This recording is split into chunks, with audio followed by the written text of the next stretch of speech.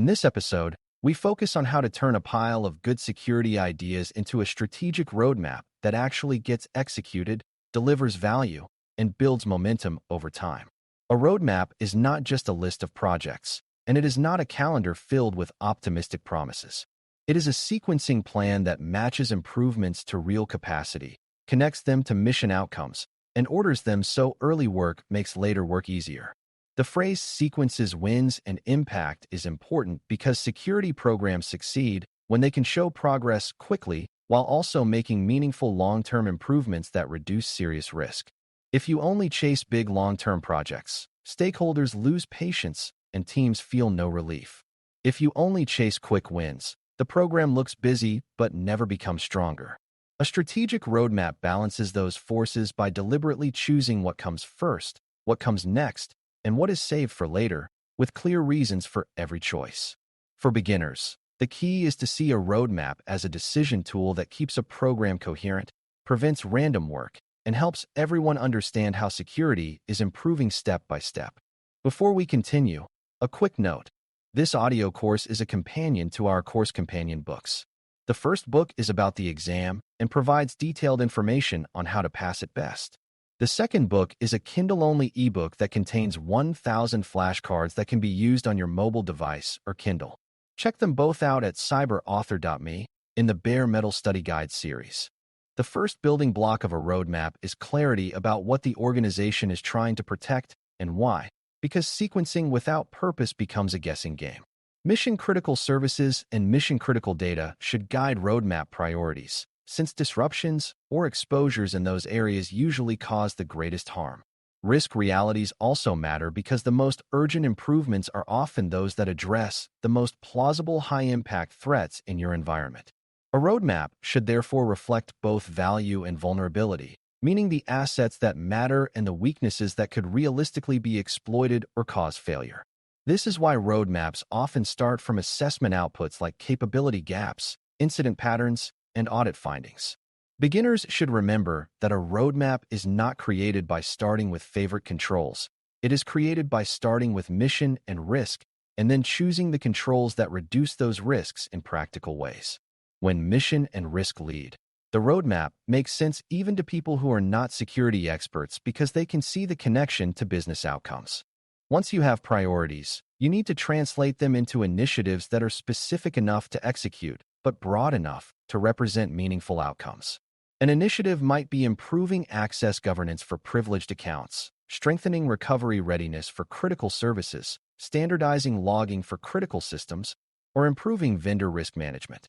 Each initiative should have a clear outcome, such as reducing time to detect incidents, reducing time to restore services, reducing inappropriate access, or reducing exposure to third-party failures.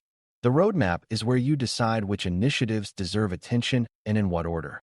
Beginners should understand that the roadmap is not the place for deep implementation detail, but it is the place where ownership, dependencies, and success criteria begin to take shape. If you cannot describe the outcome, you cannot sequence it well, because sequencing is based on what outcomes unlock other outcomes. Clarity at this level prevents roadmaps from becoming abstract promises that cannot be tracked. Sequencing starts with acknowledging dependencies, because many security improvements rely on foundations that must exist first. For example, broad monitoring is hard if you do not know what systems exist or which ones matter most. Consistent access reviews are hard if identity records are incomplete or ownership is unclear. Strong data protections are hard if data sensitivity is undefined or inconsistent. Reliable incident response is hard if escalation paths are unclear and roles are not practiced. These dependencies mean that a roadmap often begins with foundational initiatives that might not feel flashy, but dramatically increase the effectiveness of everything that follows. Beginners sometimes assume security maturity begins with advanced detection or advanced analytics, but advanced capabilities usually fail when the basics are missing. A strategic roadmap sequences foundations first, then builds higher-level capabilities on top. This is not about delaying important work. It is about enabling important work to succeed. At the same time, a roadmap should include early wins that reduce pain and prove progress, because human systems need reinforcement. Early wins are improvements that can be delivered relatively quickly, reduce friction, and make teams feel that security is helping rather than blocking.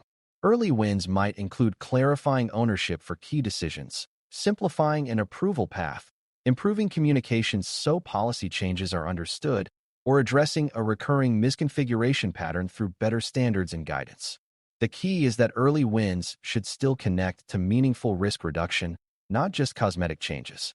When early wins are chosen well, they build trust with stakeholders and create appetite for bigger initiatives. They also reduce the workload created by confusion and exceptions, which frees resources for more complex work. Beginners should see early wins as strategic, not as trivial. A roadmap that ignores early wins often struggles because stakeholders experience only friction and delayed payoff. A useful way to think about the roadmap is in phases that represent growth and capability, even if the phases are not labeled formally.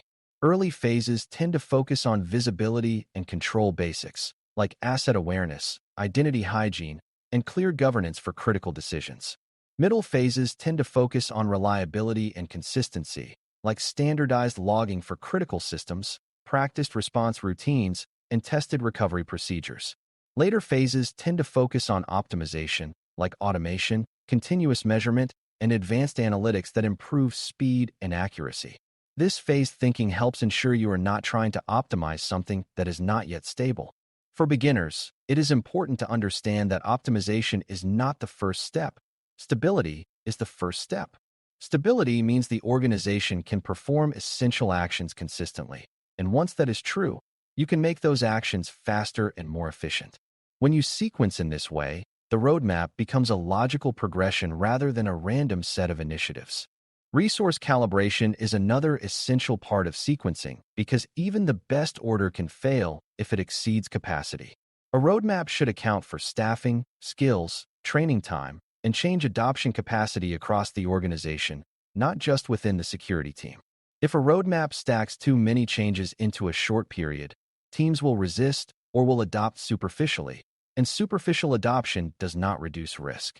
Sequencing should therefore consider how many initiatives can be active at once and which teams will be impacted simultaneously. For example, if multiple initiatives require heavy involvement from the same technical team, you may need to stagger them. If multiple initiatives require manager training, you may need to space them so managers can absorb the changes. Beginners should see this as respect for reality, not as weakness. A roadmap that fits capacity is more ambitious in practice because it delivers results, while a roadmap that ignores capacity becomes a list of unfinished work. Metrics and checkpoints make a roadmap strategic rather than merely chronological because they give you a way to confirm progress and adjust. A roadmap should include decision points where you review whether an initiative is producing the expected outcomes and whether conditions have changed. If logging coverage improves, but detection time does not improve, you may need to adjust processes or staffing for alert triage. If recovery testing reveals unexpected weaknesses, you may need to reprioritize resilience work before moving on to other initiatives. Checkpoints also help leadership see that the program is managed, because you are not blindly pushing forward regardless of results. Beginners sometimes assume planning is about sticking to the plan, but mature planning is about steering. A roadmap that includes checkpoints can change course without losing credibility because it can explain changes based on evidence and risk. This adaptability is part of sequencing wins and impact because it keeps the program aligned with reality. Communication and socialization are also part of the roadmap because adoption is not automatic. If you sequence technical changes without sequencing communication, training, and support, you will create surprises and friction that slow progress. A strategic roadmap therefore considers not only what initiatives will be done, but how people will learn about them, how they will be supported, and how feedback will be collected. For beginners, it helps to remember that a security roadmap is a change roadmap. That means you plan for messaging, stakeholder engagement, and reinforcement. You also plan for how to handle exceptions and edge cases so people do not feel trapped. When communication is part of the sequence, early wins can include improved clarity and reduced confusion, which helps later initiatives land smoothly. Without this, Even good initiatives can fail because the organization experiences them as sudden obstacles rather than planned improvements. Another subtle but important part of sequencing is choosing initiatives that create compounding effects, meaning one improvement reduces multiple risks or enables multiple other improvements. Improving identity governance, for example, can strengthen access control, improve auditability, and support incident response by making account ownership clearer. Improving asset awareness can support patch management, monitoring coverage, and vulnerability management. Improving recovery readiness can reduce the impact of ransomware, outages, and accidental deletions. When you prioritize compounding initiatives, you get more risk reduction per unit of effort, which is valuable under constraints. Beginners should learn to look for these high-leverage areas because they make programs more efficient. A roadmap that includes compounding initiatives often feels like it accelerates over time because each improvement increases the organization's ability to absorb and sustain the next improvement. That acceleration is the heart of strategic sequencing.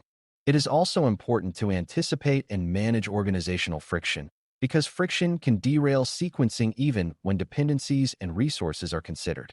Friction can come from perceived loss of autonomy, fear of accountability, or genuine operational pain caused by new processes. A strategic roadmap addresses friction by choosing sequence points where you build trust before introducing more demanding controls. For example, you might first deliver a win that simplifies a process and reduces pain, and only then introduce a tighter control that requires more discipline. You might pilot changes with a willing team and use lessons learned to smooth adoption elsewhere. Beginners should see that friction is not always a sign the control is wrong, but it is a sign the adoption path needs care. Sequencing is the tool you use to reduce friction over time, shaping the organization's experience so it feels supported rather than punished. When friction is managed, the roadmap becomes a shared plan rather than a conflict. Building a strategic security roadmap is ultimately about creating a story of progress that is grounded in mission, guided by risk, and made real through practical sequencing.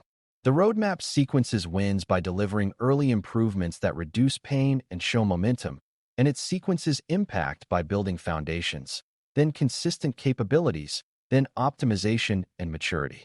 It respects dependencies, capacity, and culture, and it uses metrics and checkpoints to steer rather than to hope. For beginners, the most important takeaway is that a roadmap is not a document you produce to look organized. It is a discipline of making choices and aligning people around those choices.